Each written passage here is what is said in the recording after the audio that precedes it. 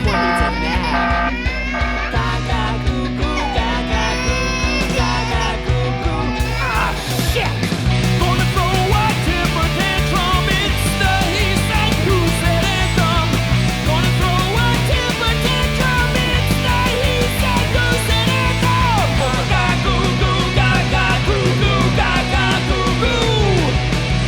Gaga goo goo, gaga goo goo, gaga goo goo. Hey everybody, welcome to another episode of He Said Goose. I'm Marty and this is my son Henry. Hi Henry. This week we are going to be reviewing a movie that we watched called The Midnight Meat Train from Ryûhei Kitamura from 2008. Now, I was thinking, how am I going to ease Henry into the Halloween season with a good, wholesome, scary movie that he can enjoy, that'll be easy to digest. It's very, like a beginner's Halloween movie, right? So I was thinking, okay, we could either watch The Great Pumpkin Charlie Brown or The Midnight Meat Train. And the scales kept tipping. I was like, all right, Great Pumpkin, yeah, that's a little scary. Maybe we should watch Midnight Meat Train. All right! And we landed on Midnight Meat Train. And I don't know what I was thinking. It's like, oh, Henry loves trains. And he loves processed meat that comes in circles and rectangles. So I was like, oh, he's going to love this movie. And then I remembered that the movie comes from the mind of Clive Barker. And all his movies are extremely gory. So, maybe we should have watched The Great Pumpkin. But, I don't know. He's gonna see this movie sooner or later, right? I mean, once he goes to kindergarten, they're just gonna be throwing it on when the teacher's back is turned. And then Henry comes home like, guess what we watched today? Midnight Meat Train. I'm like, oh, really? Already? Why are you friends with me? Anyway, Henry's still getting over the experience. Let's talk about the movie for a minute. Everybody's asking me, what is The Midnight Meat Train all about, Marty? Bradley Cooper plays a street photographer, and he's trying to sell his gritty photos of homeless people because he feels like he's capturing the real city. And the movie makes a point early on that he's a vegan photographer. Oh, this guy's a vegan photographer. Huh, that's pretty quirky. Like, he's the kind of guy that brings his tofu and Tupperware to a greasy spoon and then asks the cook to fry it up. Which doesn't make any sense, right? Why would you want to fry your tofu on a grill that has meat on it all day?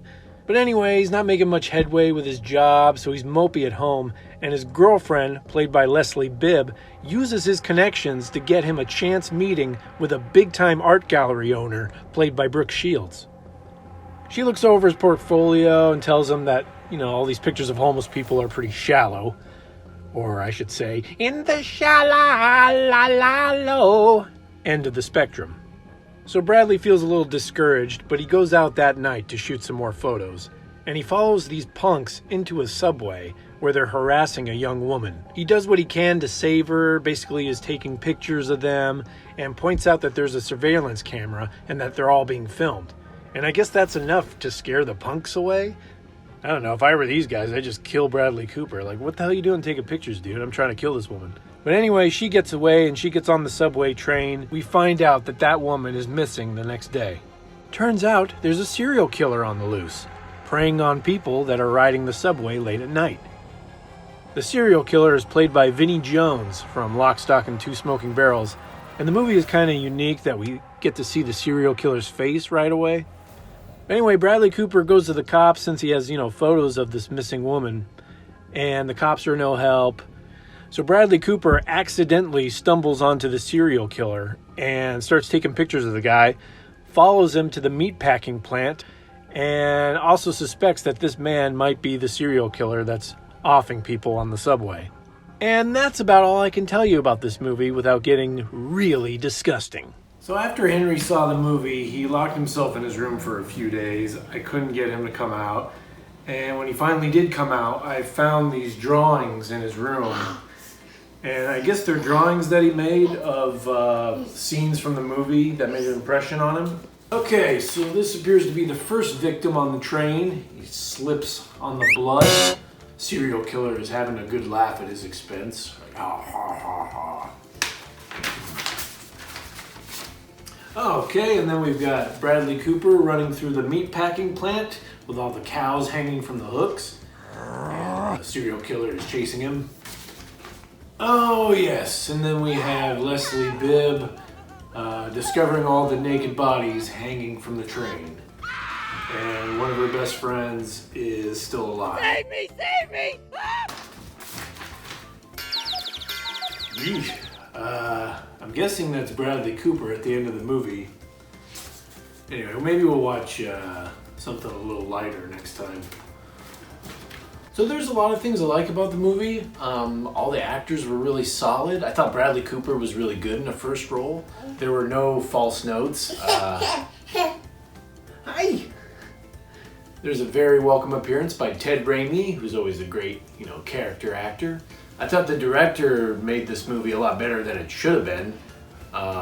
It's very fast-paced, it's got an interesting style.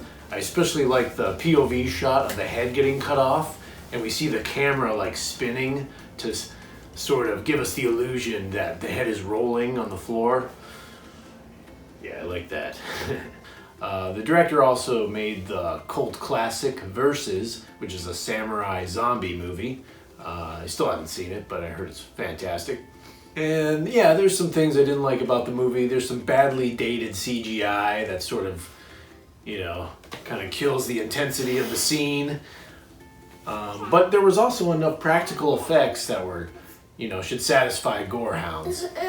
So if you like Clive Barker and really hardcore gore films, I would definitely check this out. Vinnie Jones is a fun villain. He barely says anything through the movie, but boy, he has a presence. The movie also has an interesting twist at the end. It's sort of like a Twilight Zone, Tales from the Dark Side ending. Very downbeat though. It's just kind of a bummer. I don't know if I revisit this movie anytime soon, but it's very entertaining for what it is. Oh, and I gotta say, when I was working at the ArcLight Hollywood as an usher, whenever this trailer came on, man, people would laugh so hard when the title popped up. Midnight Meat Train just made everyone, I think it sealed the movie's doom, honestly. Because I think people were just not going to take this movie seriously. They're like, Midnight Meat Train? They already made up their minds that this movie was terrible. But I think this movie deserves a look, especially if you're a hardcore horror fan. And I gotta mention, the best line of the movie comes from the train conductor. He's like, "Step away from the meat." Alright, that's been our episode. Thanks for watching. Please subscribe. Turn off your car alarm. Like, love. Leave a comment below. If you have any suggestions for a movie or a book you'd like us to check out, let us know. And we'll see you next week. Bye, Meat Train. Bye-bye, Meat Train. Bye-bye. Bye-bye, Meat Train. Bye-bye.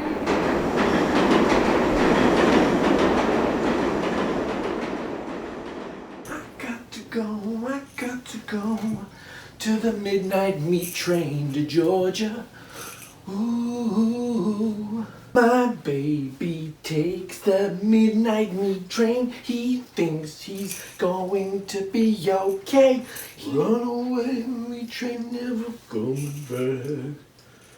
Feel a hook in the small of my back. Every time I think I'm getting someplace, we stop and all the weirdo creatures eat my face. I gotta be meat. I gotta be meat.